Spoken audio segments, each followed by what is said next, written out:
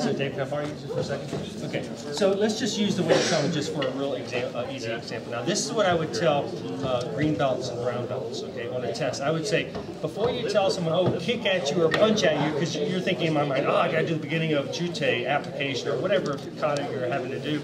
Oh, punch with me, and you're thinking so much about the technique, you forgot to tell them right hand or left hand, and the person comes and does something like that. Oh, no, do the other punch.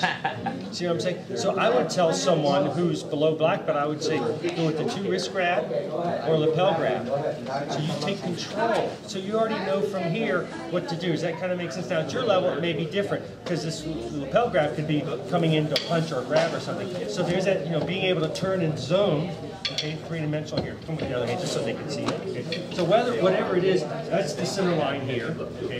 The concept of that spiraling around, whether I spiral down, spiral up, you know what I'm saying, 3D, he can come down, or I could come back up, he could come back up and come around.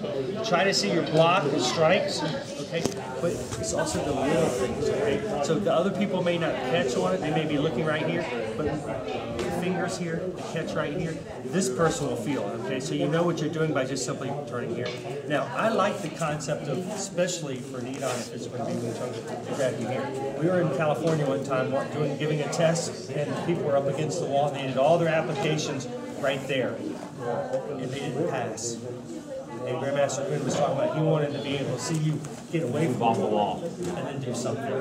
Okay, so I kind of look at that as the eye of the hurricane. If you think about it, I also look at that as 3-dimensional. Okay? When they have a motion here, try to see that you can see the 3-dimensional right there, as opposed to coming in the technique there. Try to see that you can turn this body, because as you turn this body, whatever it is that you're doing, you got to be aware of someone else coming. So even right here, my one hand has got this whole body trapped. Okay, so as you're doing your kata, which has applications, 3 sequences to the kata that you're going to do, I personally recommend something in the beginning, something in the end, and something around the middle. Okay, you need to have your go-to techniques, just like when you break boards, you got your go-to, break the boards. You got to have your go-to technique, and then that so-called back.